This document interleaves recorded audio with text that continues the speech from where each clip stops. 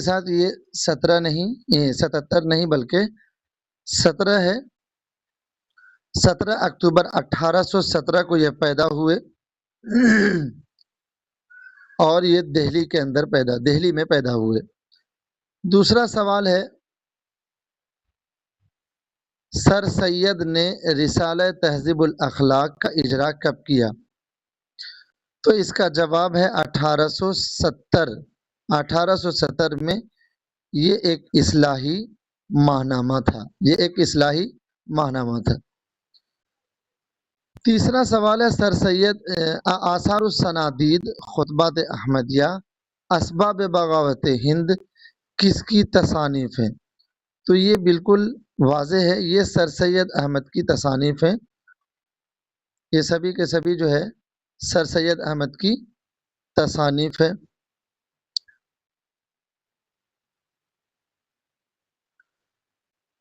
چوتھا سوال ہے ہندو مسلمان ایک قوم ہے، کس کا خطبہ ہے؟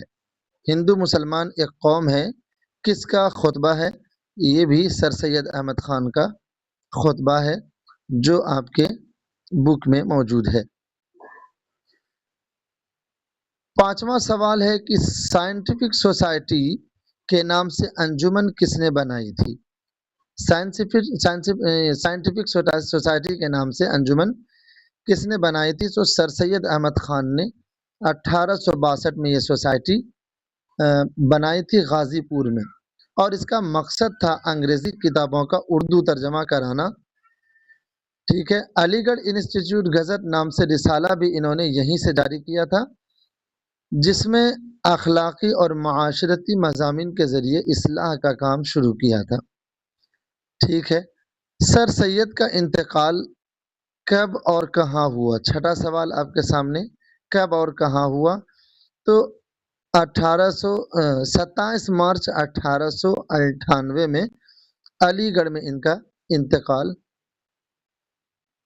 ہوا تھا. کہاں؟ علی گڑھ میں. ٹھیک ہے. اب سر سید خان کے تعلق سے ان کا اصل نام احمد خان متقی تھا. آپ کو ضمنی طور پر ہم بتا دے رہے ہیں کہ ان کا اصل نام سید احمد خان متقی تھا، اور یہ تخلص آہی کرتے تھے، اور جو ان کا خطاب تھا وہ جواد الدولہ عارف جنگ ان کا خطاب تھا. ٹھیک ہے. ان کے والد کا نام میر تقی تھا، اور والدہ عزیز النساء. ان کے والدہ کا نام